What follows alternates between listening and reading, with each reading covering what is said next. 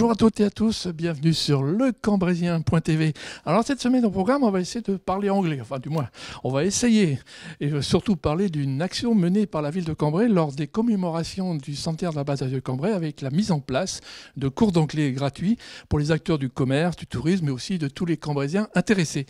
Le succès, évidemment, ne s'est pas fait attendre et il s'agit maintenant pour la ville d'amplifier cette aide, mais aussi et surtout de l'ouvrir notamment aux jeunes en situation de recherche d'emploi. Mais comment ? Eh bien, c'est ce que je vous propose de découvrir avec Nathalie Dorbinoa. Avec Nathalie Dorbinoa, bonjour. Bonjour.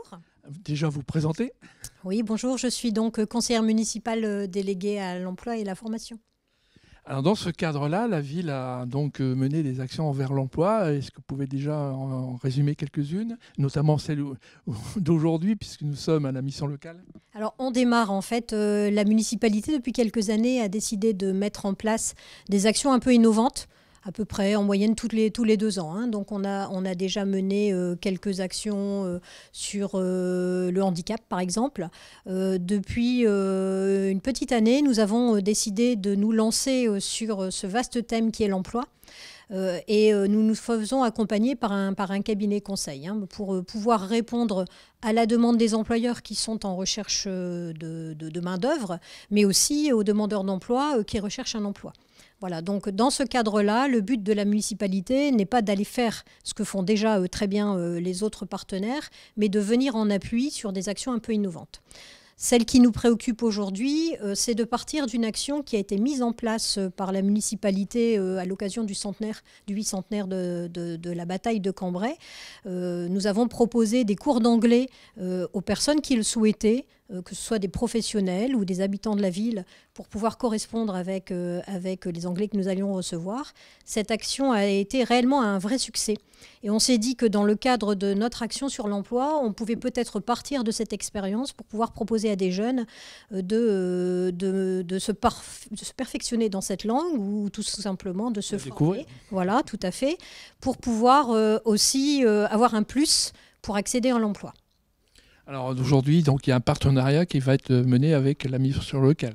Alors, la mission locale, justement, est le premier interlocuteur pour les jeunes, dans l'accompagnement des jeunes vers l'emploi.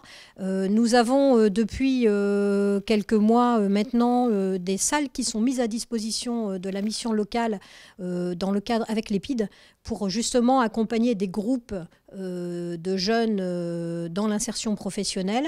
Ces salles étant déjà équipées notamment d'informatique, on se dit qu'on peut peut-être se servir de ces infrastructures pour pouvoir permettre à ces jeunes de profiter de ces... Une manière de rentabiliser un petit peu.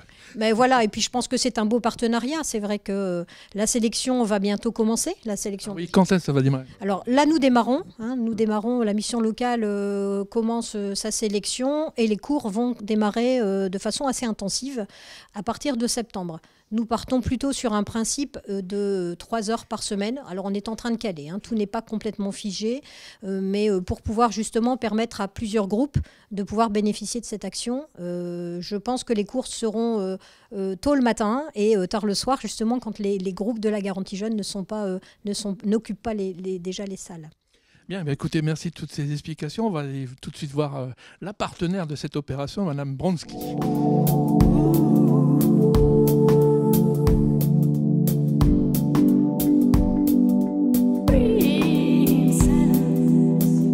Alors avec Peggy Brodsky, qui est directrice de la mission locale du Cambrésis, bonjour. Bonjour.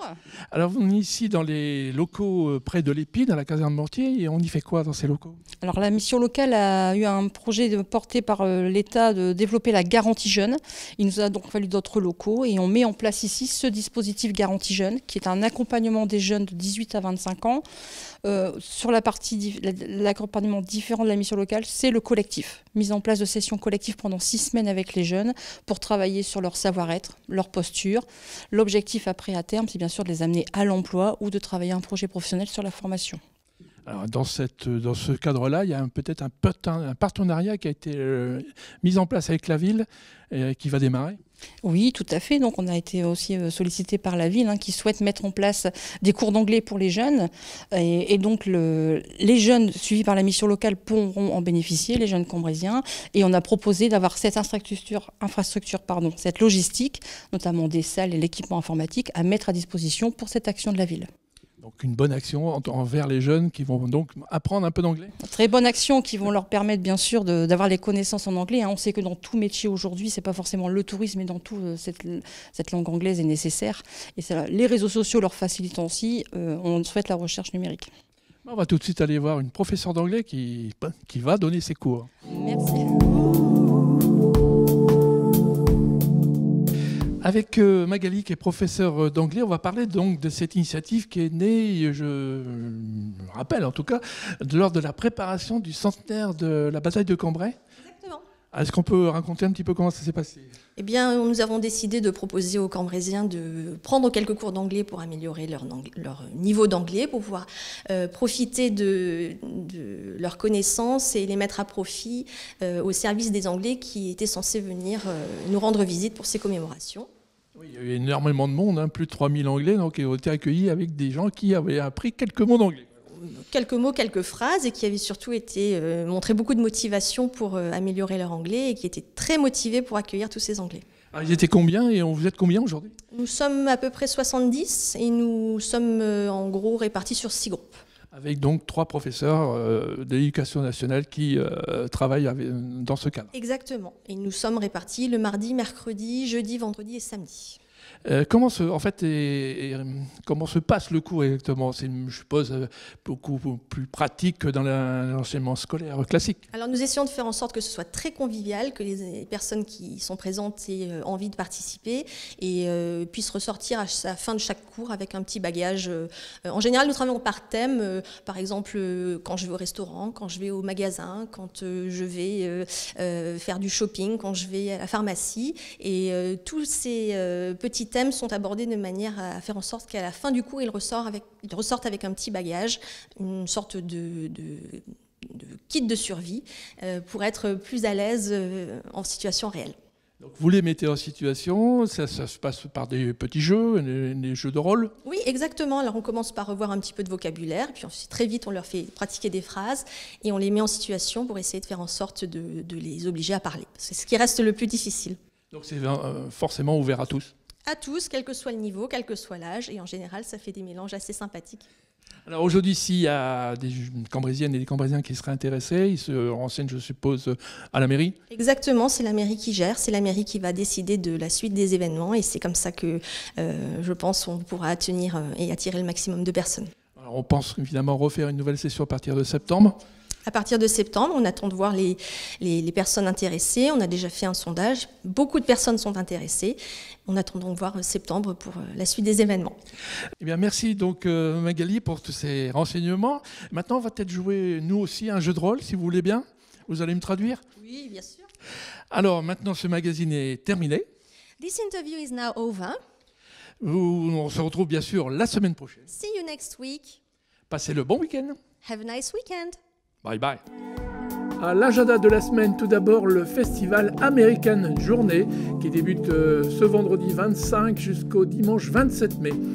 Le Palais des Grottes recevra cette année pas moins de 12 groupes de country venus de toute l'Europe, de France bien sûr, et même des États-Unis et du célèbre temple de la country Nashville. Autour des concerts, de nombreux stands western, restauration et bars, expo US Car et Trucks, camps western et indien, sans oublier la grande parade US à partir de 11h le samedi 26 mai au départ de la gare de Cambrai. À suivre, un concert gospel et chant organisé par le Lions Club Cambrai PD Dames avec la chorale Henri Laubert d'Anzin au profit de la recherche sur la leucémie des enfants. Rendez-vous le samedi 26 mai à 20h en l'église Saint-Martin à Cambrai rue Gauthier, entrée 5 € et gratuit pour les moins de 12 ans.